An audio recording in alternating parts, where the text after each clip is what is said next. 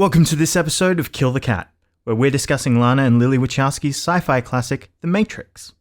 In this episode, we'll be looking at how to make the most out of your dialogue, including tips for setting up exposition, finding multiple meanings in your character's words, and supporting your dialogue with visuals. This episode is definitely brought to you by humans, and not machines who are secretly using you for battery power. So, enjoy the episode.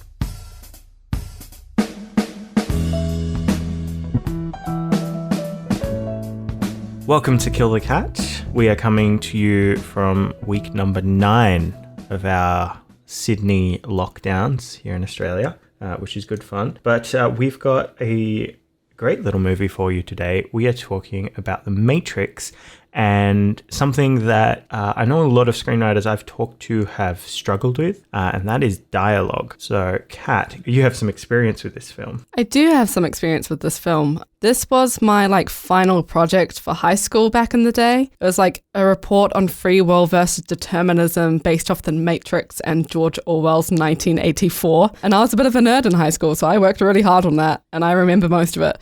I hadn't actually seen The Matrix since then, I'm pretty sure. I really love this movie. I know a lot of people do. It's such a good movie. And I think one of the reasons it's held up is it feels very deep and very profound. And it is. But it does so in a way, it has this perfect blend of feeling really accessible, but also kind of makes you feel just a little bit special for watching it. And I think a big part of that is the way the dialogue is delivered and the themes and the messages, how they're conveyed through dialogue. Watching back through this movie, it was a bit fun. One of the first things I noticed was there were all these locations around Sydney that they filmed in. And I watched this movie last year, but it just hadn't clicked until watching it for this podcast episode. I was like, I've shot in those locations too. So through my few watches for this episode, I was like, I know where that is. That's Elizabeth Street and Liverpool Street. That's Martin Place. I've shot a short film there. Yeah, we have a fun little short called Chuggers, which is on YouTube, which is shot. Is it in the same location or at least very close to? It's within 500 meters of of the Matrix, which is parts of the Matrix. That's pretty cool. Yeah. So we've got a few points we wanted to touch on today around just what makes good dialogue. I think this will be really useful for screenwriters. I do think that The Matrix is a little bit of a curiosity in terms of the dialogue because it is very philosophical. So this may not be perfect for, if you're doing a hard-hitting family drama that is all about multiple characters, just dealing with their emotions. But I think there's going to be some things around world building, especially, that will be really useful to take into sci-fi scripts, any script that wants to try and be philosophical, and, just some general good practice for writing dialogue. Yeah, I think a lot of people, when they think strong dialogue films, they think, for example, Before Sunrise and Before Sunset and that trilogy. I don't think when you think of The Matrix, the first thing you think of is a lot of people talking. But it is a lot of people talking. And honestly, so much of this film is just exposition. And as someone who has attempted a lot of sci-fi worlds, like I said, I studied 1984 and The Matrix back in high school, and that was really formative for me. And I definitely did go through a phase of I want to write the next Hunger Games and stuff, and that's the kind of stuff I wanted to write once upon a time. It's so hard. It is so hard to world build and set up a world for your audience that the audience gets invested in, teach them about this entire world and have character arcs and have a theme and talk about philosophy. And The Matrix manages to not do all of that, but they'll often be doing all of that at the exact same time within one conversation. Yeah, which is kind of one of our first points. The Matrix, the dialogue is really, really, really efficient. Every scene will serve multiple purposes in terms of not just forwarding character, but it'll be forwarding theme, it'll be forwarding plot, it'll be referencing something else within the film. Yeah, so I think one of the first examples that happens really early on, Neo is asleep, he sees wake up on his computer, and then we get a character called Choi. I'm not sure his name is said out loud in the movie, but in the script he's called Choi, who comes to Neo, and they have that conversation. So firstly, there's just basic plot. He wants Neo to come out to a club. That's the plot point you need to hit. We got a lot of character going on. Did you want to talk about the character? Yeah, well, from that first scene, we learned that Neo is like a computer hacker. He's, obviously very tired, which tells us that he's probably up late nights. He's doing illegal stuff, telling Choi to keep it down low. He's never seen him. But we also, if you look closely, you see things like Neo is looking for Morpheus. Like, that's what's on the screen. He's doing, there's a search going on through newspapers and that kind of thing. So that's his character setup, and then it has a lot of foreshadowing. We actually talked a little bit about this in our Shutter Island episode, but you don't really catch this until a second watch. And I think when I was a teenager and didn't have the film knowledge I knew now, I think part of the reason this movie just blew my mind so much is because I hadn't seen a movie do this before. So just in that very first scene, we have the lines, "Hallelujah, you're my savior, man, my own personal Jesus Christ. This never happened, you don't exist. You ever have the feeling that you're not sure if you're awake or still dreaming? All the time, it's called mescaline and it's the only way to fly." Movie ends with Neo literally being able to fly. And then it sounds to me like you need to unplug, man. Yeah. And then we have the follow the white rabbit. He literally needs to do that. The girl has a tattoo of a white rabbit and the screen told him to do that, so that's plot. That tells us a lot about character because Neo chooses to go. Wonderland is also a constant reference throughout this film, just to be the Matrix is the real world and you can go through it into Wonderland and Neo is Alice. And then we also get some references Neo is in room 101, which is a 1984 reference. So in all of that, you have character, theme, plot, and references. Yeah. There's also the book that he keeps his drives and stuff in is called Simulations in Simulacrum or something like that, which is, and that was scripted as a specific detail to be included in the props. Yeah, and the chapter he's on is the one on nihilism. That's right, yes. So many tiny little things. I also had in my notes, there's no opportunity too small. If you look back at that first conversation and just one double layer line, pretty clever, but they have 4. And I see this a lot and I call it wasted dialogue when I'm doing script notes as a script reader. I'm this is fine, but you can do more than this. You can have more layers. Yeah. And it's fine if your audience don't catch that on a first watch. If they rewatch it, they will get it. Well, there's this would be close to my 20th time watching The Matrix in my life. And I only picked up the fact that they are talking at the beginning about Cypher being the sort of double agent. He tells Trinity the line's not bugged. And then we hear later on when she gets away from the agents that they have an informant who's real. And you would never piece that together, that he's just lied to Trinity, because it's the very first piece of dialogue we get in the film. But once you've seen the film, you can come back and you can be Yeah, I think that was my first time catching it this time around, and I've seen this movie multiple times. So yeah, to look at another example, let's look at Neo meeting the Oracle. This scene is basically free will versus determinism. Yeah. So I had in my notes, I have seen the bad version of this scene done multiple times. And it would be Neo smoking weed with his buddies, because they're always smoking weed in student films. We get it, you're filmmakers. Anyway, so he's doing that. And he's I just feel so trapped all the time, man. I don't know, I just feel like the machines are keeping us down. It's weed or it's LSD. Or MDMA. MDMA is also very common. We don't get this. The sequels do this. Not the drugs, but the big, philosophical speeches. We are both not particular fans of the sequels, as is probably 90% of everyone who's watched The Matrix and then watched the sequels.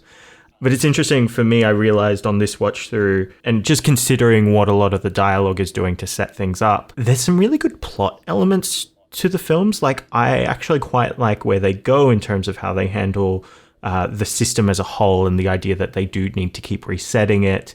What happens with the machines and Neo in the sort of real world. All of that stuff feels pretty good in terms of plot, but the films are just let down by really bad dialogue because they're Yeah. not efficient and they just kind of go on these rambling. I feel like that the famous one that always gets quoted is Neo meeting the architect. And the architect just does like the biggest exposition dump in like this really flat tone of voice. Look, I have seen the sequels once, I think. I've never rewatched them, so it's kind of hard to I compare. watched them But I do last think if year. you're looking... Yeah, it's hard. It's really hard. I also don't like in the sequels. So one thing I really appreciated, like rewatching this, is that in the third act, Morpheus is the emotional stakes when I feel like a lot of like filmmakers would immediately go to Trinity. And I think part of that was like, again, I haven't seen this film for a while, so this was actually the first time watching it through with the knowledge it was written and directed by women.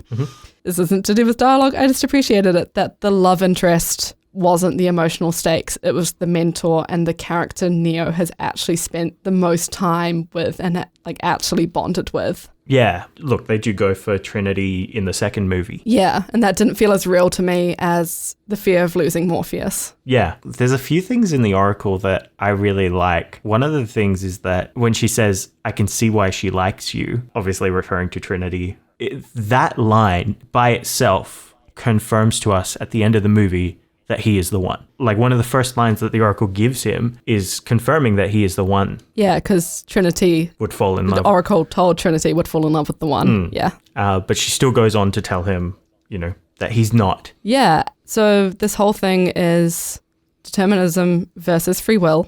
And that's why she's the Oracle, which is reference Oracle at Delphi. Know thyself. Again, it's not in your face. You can pick that up. And the neat little analogy for determinism versus free will isn't a big long speech about philosophy. I actually had the Mark Twain quote in my notes. I apologize for such a long letter. I didn't have time to write a short one. Because doing the short version is actually harder than the big like philosophical ramblings that I think a lot of people think are good writing. Yeah, so basically the Oracle says, don't mind the vase. Neo turns around, knocks the vase over. And then her line is, what's really going to bake your noodle later is, would you still have broken it if I hadn't said anything? That's it. That's like the entirety of determinism versus free will in one line. They never say like any philosopher's name, and they don't say free will, and they don't say determinism. It just feels like two people having a conversation. The Oracle feels like a grandma, which is like a nice touch. Yeah, and it stays very like character and plot motivated, because she's not telling him about like, you're going to save the world and it's this and this. She's like, either you're going to die or Morpheus is going to die, and you're going to have that choice.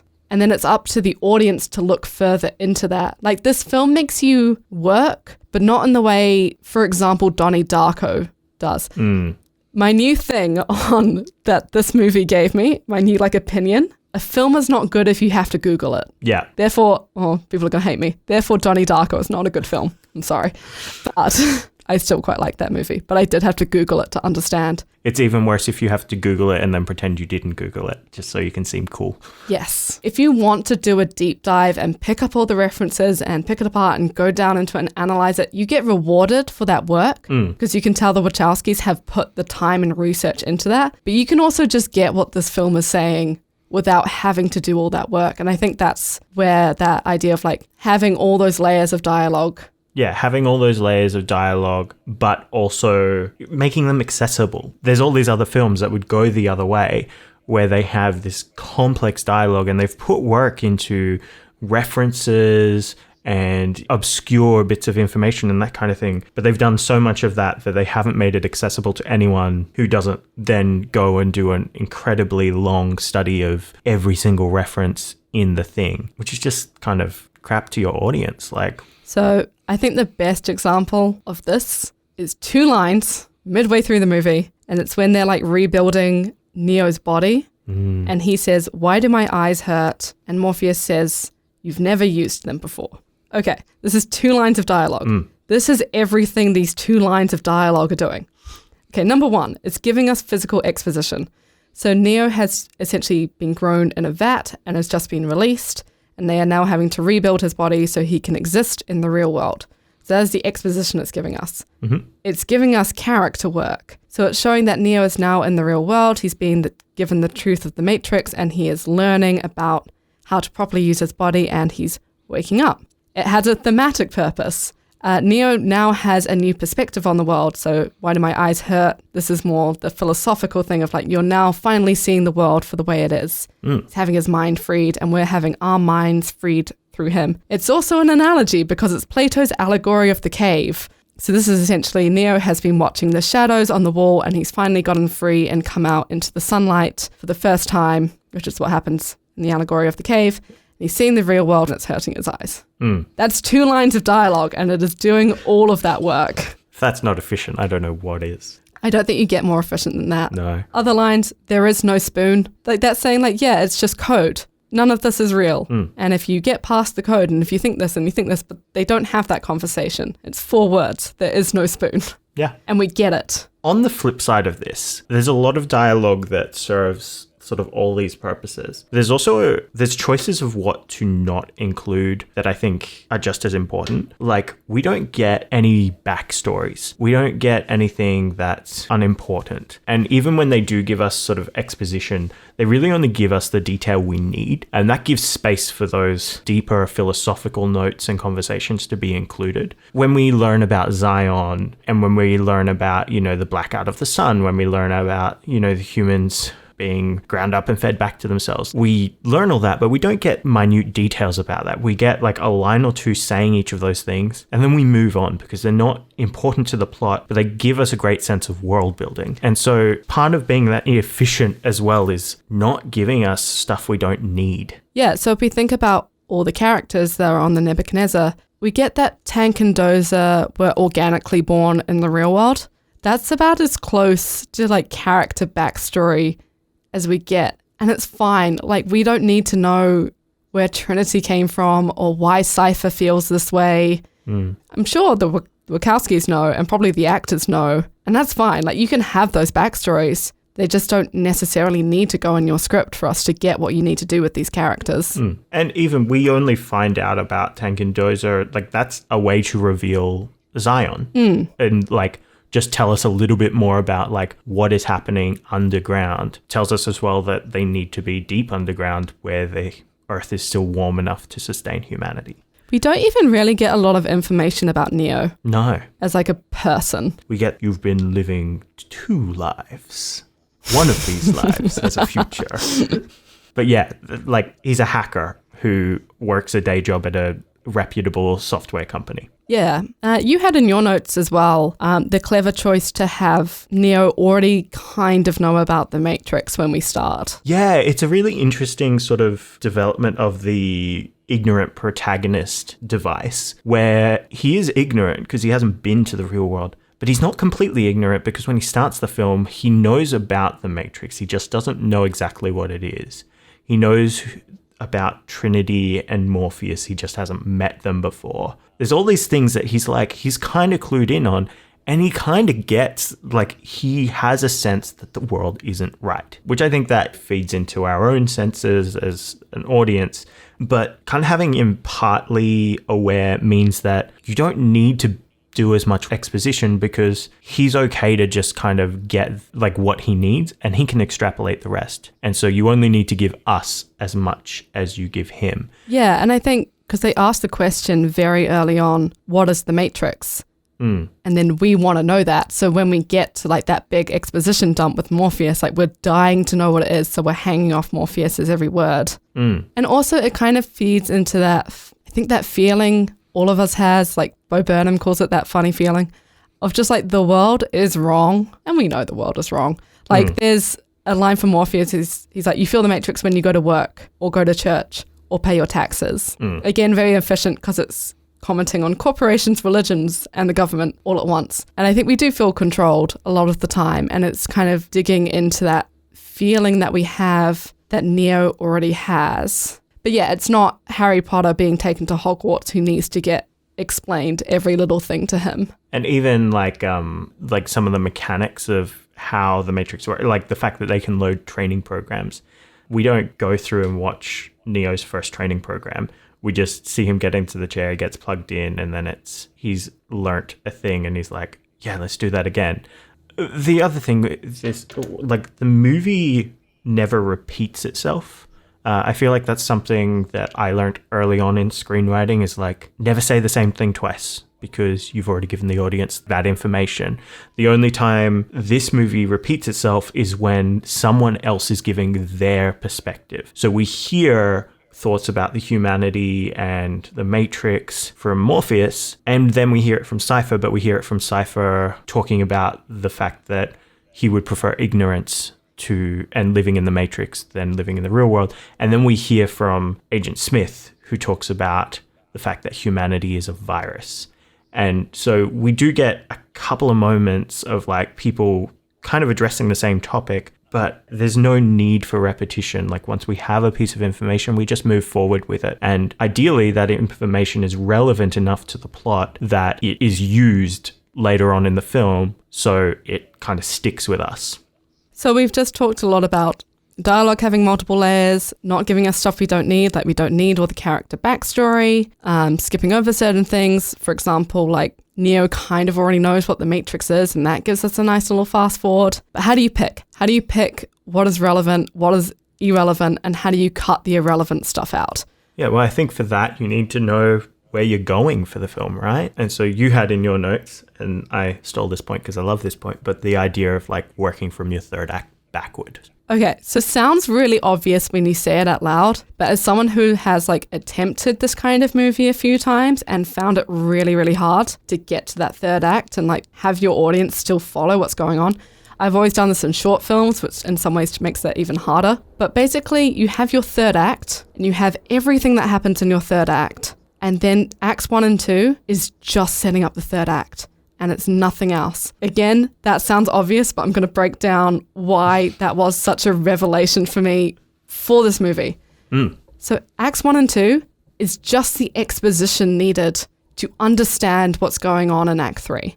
Because by the time we get to act 3, we've got Zion, we've got agents, we've got Trinity can learn how to fly a helicopter in like a few seconds. We've got bullet time. We've got the One. We've got Neo being... There's so much going on. And all the rest of the movie, all it's done is making sure we understand what is happening in this action sequence, and it doesn't do anything else. Right at the end, one of the big, I guess, the ticking clock for them as they're trying to get Neo out as he's fighting the agent, there's the whole thing with the EMP.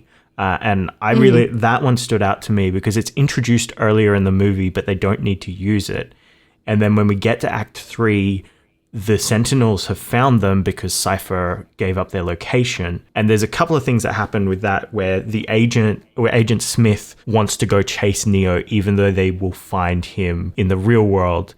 And that kind of sets up a little bit of Agent Smith in the second movie where he becomes a rogue program, which is why he's able to sort of take over the world in the third movie. Again, plot points I really like and things that kind of get set up throughout the first movie. But so they have the Sentinels attacking and they need to use the EMP, but the problem with EMP is it cuts all electricity. And if Neo is still in the Matrix when they do that, he's going to die. Because if you die in the Matrix, you die in the real world. And we've seen that happen. Which has been set up, Yeah, with Cypher killing all the others and also like Neo coughing up blood when he came out of the fight with Morpheus. Yeah, so if you look at Act 2 starts basically when Neo wakes up in the real world. They're rebuilding his body and he's getting trained. All of that is just Morpheus training Neo for Act 3.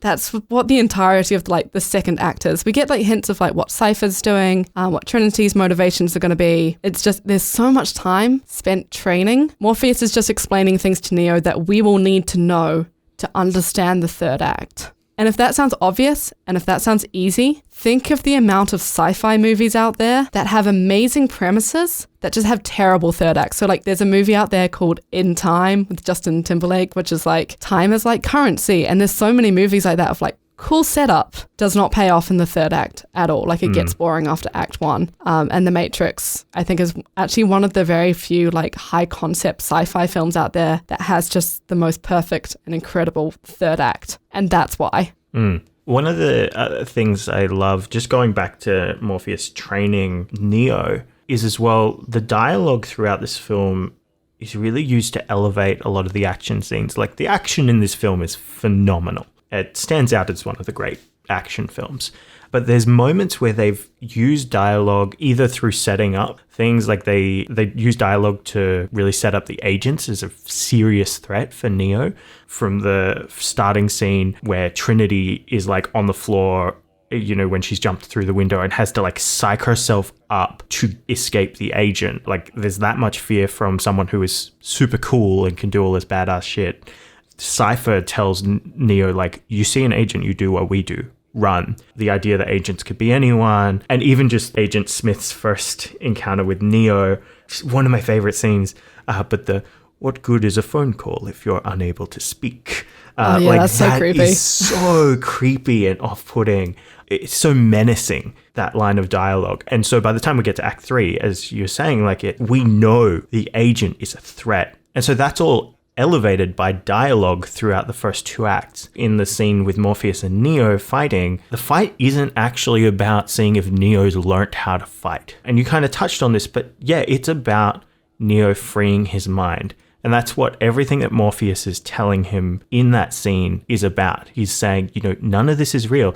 Do you think that air you're breathing right now is real? And it's this thing of making Neo realize that he's not actually fighting. Then it goes into that really cool scene of like Neo having to make the jump. And there's all this dialogue around what that could mean if he would make the jump first time. And that kind of raises the question of, is he the one? Just through them discussing the fact that no one has ever made the jump first time before. So fun fact, going through the script for The Matrix, there it was like a removed plot line where Morpheus has woken up and brought in 5 the ones before, and they've all died. I'm actually glad they removed this because it made Morpheus a little too unlikable, and I feel like that's why it's gone. I feel like there's still the implication of that, though. Like, it feels like he's brought the people out for something. Like, Trinity feels like someone who he might have thought was the one at some point. Cypher seems to have that bitterness of like, oh, he's just bringing people in because he thinks they're the one, but they're not the one. Yeah, so there was originally a longer version of that scene with Neo and Cypher, where Cypher is like, Morpheus has done this before. There's been 5. They are all dead now. It does make you doubt Neo and Morpheus a lot more.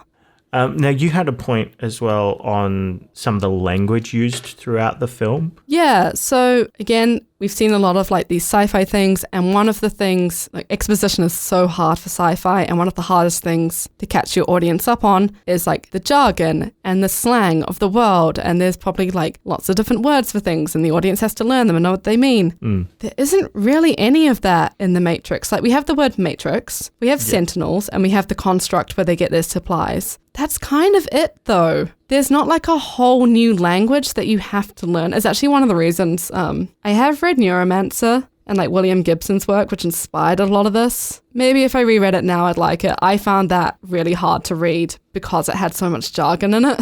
But yeah, and then I had kind of this idea of building a word map for your dialogue. So the word map I had for this movie with things like believe, fate, dream world, Alice in Wonderland, machines, truth, control, wake up.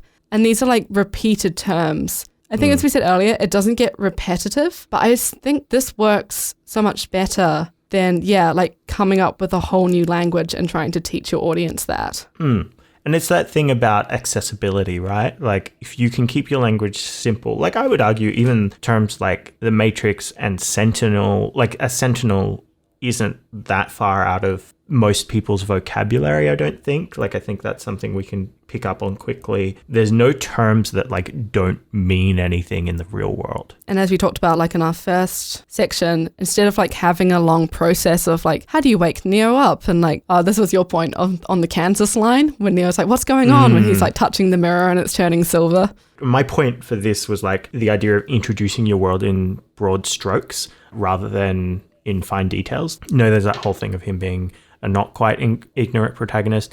But then like there's a scene where they're trying to pull Neo out of the Matrix for the first time. And he's touching that mirror and it's going silver. But Morpheus is talking about this trace.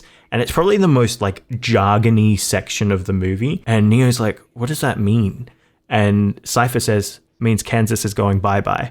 Neo acknowledges that he doesn't understand what they're talking about, and Cypher basically says, doesn't matter. And he makes a reference to The Wizard of Oz. And so that's just really efficient because we don't need to get all this detail because it doesn't matter after this one scene, and we can just see what's going to happen. Like, they're showing us that he's being pulled out of the Matrix rather than telling us about it, which probably leads pretty well into our next point. Yeah, let's talk about backing up your dialogue. So we've talked about how to have efficient dialogue, have a lot of layers, don't have any dialogue you don't need or information you don't need. How do you do that? Take your third act. Your acts 1 and 2 are exposition for the third act and nothing else, essentially.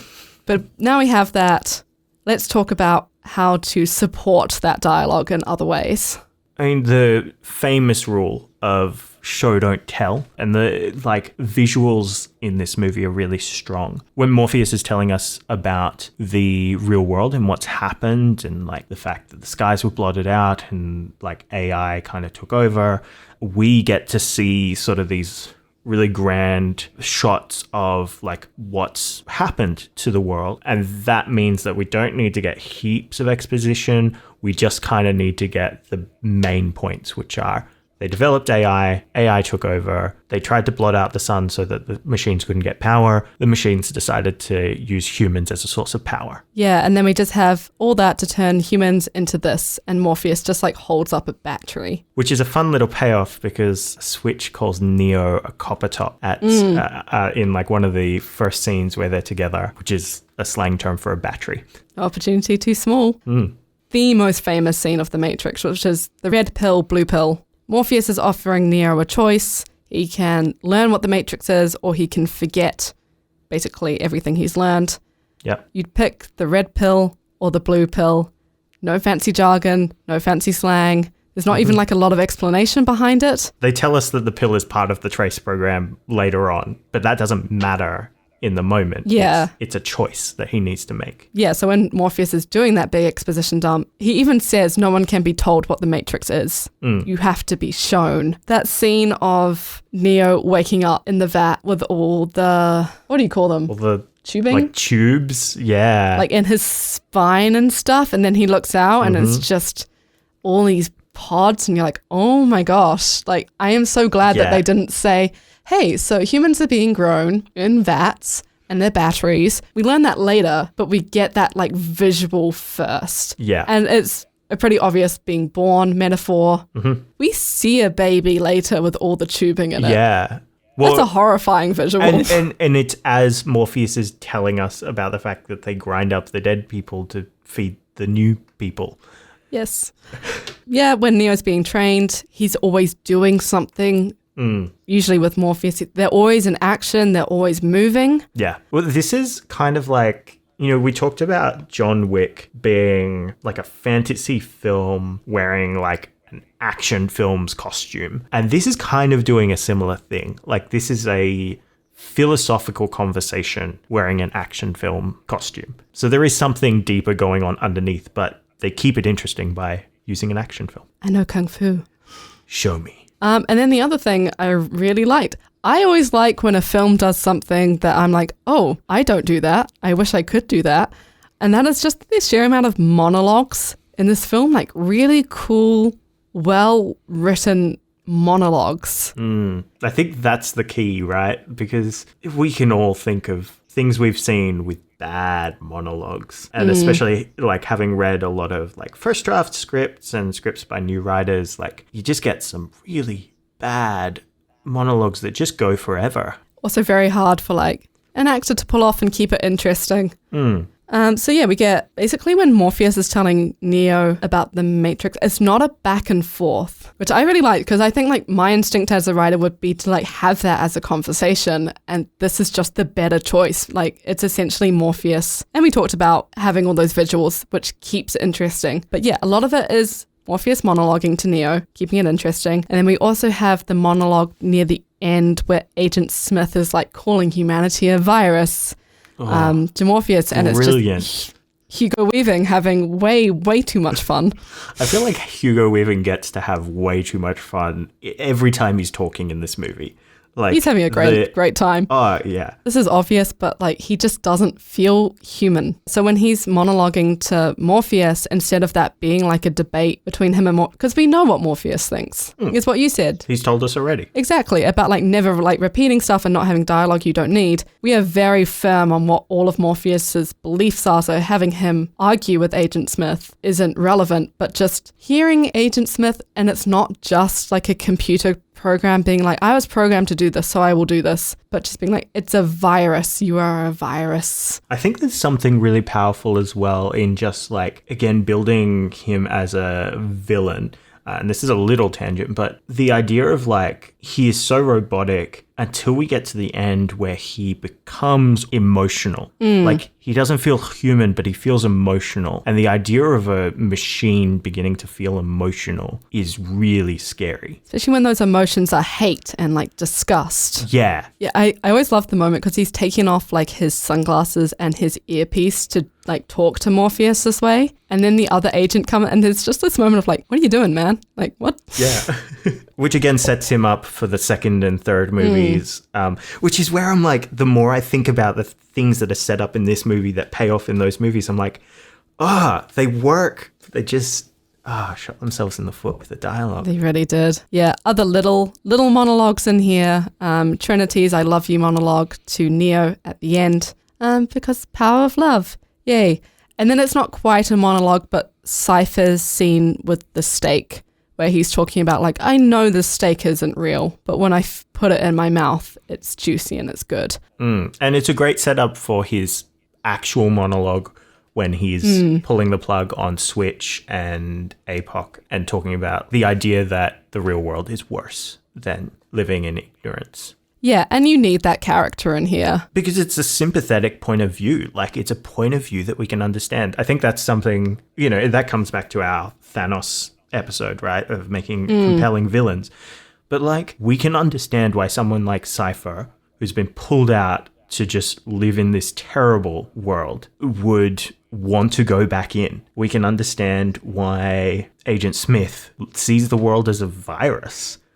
Because, sometimes we see it that way. Yeah. Humanity can be really rough. Yeah, and like I feel like we'd all say that we would be Neo and not Cypher, but like we carry tracking devices around with us because we like having our phones on us all the time. And like, again, going back to the idea of efficient dialogue, Cypher's whole thing is ignorance is bliss. That's 3 words that kind of sums up Cypher's entire character. Yeah. Okay, so that was a lot of information for us as well as the listeners. I learnt so much from breaking this film down from a dialogue point of view. So yeah, let's do our takeaways. Yeah. Did you want to kick us off? Sure. So I had like 3 main takeaways. Again, I learned so much from just breaking this film down. And I think the biggest one for me, again, as someone who does write a lot of high concept sci-fi, work out what your third act is and all the information that your audience needs to know. And acts 1 and 2 is just setting up act 3. That's it. Nothing else. And then anything that isn't relevant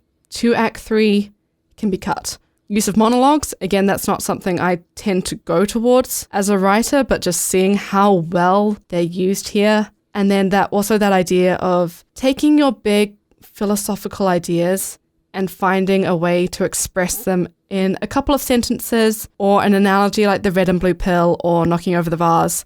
This is really hard, by the way. We're not saying that's easy. Again, it's the Mark Twain thing. I'm sorry I wrote a long letter. I didn't have time to write a short one. But yeah, film isn't theatre. Efficient writing is difficult, but it is the better writing. And then I think the other big takeaway for me, again, something I've tended to in the past, and this made me re-examine it, was not trying to like create an entire new world and jargon and language and then trying to teach an audience what that is. It's okay to kind of skip that. So I think those were like my 3 really big things that I took away from this movie. Yeah, I think I would have to say probably on a similar train. I think one of the big things that stands out, it was something I already knew, but it's like a reminder to me and just like seeing how efficient they can be at it. But was the idea of like not repeating yourself. That was something I learned early on about writing dialogue. Is like each line should have a purpose and that purpose should not have been already served in a previous line. With this film, the idea of like repeating yourself to introduce another perspective I think was a bit of an enlightening one, and that comes through their monologues. And I think, like you, for me, the idea of going to your Act 3 and just looking at everything that happens in Act 3 and going, what parts of this have been set up in Act 1 and 2? Do I need the stuff that wasn't setting this up? And the answer is, that's probably a good place to start cutting if you need to trim down your film. There's stuff that pays off within Act 2 that was set up in Act 1, and that's fine. But everything should lead to the climax because that's where everything is meant to come to a head. Yeah, I think also the idea of like, you shouldn't have to be learning anything in Act 3. By the time you get to Act 3, you should just be there for the ride. You'll be learning things like, for this, we kind of learn, culmination of the theme that Neo really is the one, and like Trinity was always going to be in love with the one. But those are like reveals. We're not learning any new information. We're just there to enjoy the climax. And just because we've been so well taught about the rules and what they are and what the characters can and cannot do, it just makes that such an amazing third act. All right. Well, sounds like we have solved the problem of writing dialogue and no one will ever have trouble with it again. Good job, Kat. Yeah. Easy. Yeah. Done.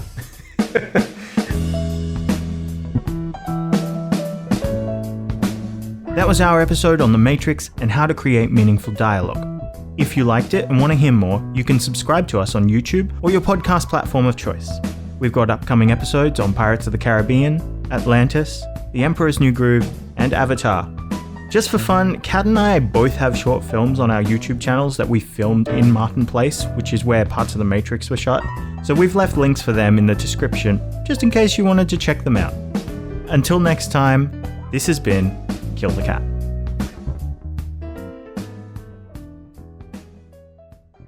I had in my notes, artfully covered up Keanu Reeves' genitalia.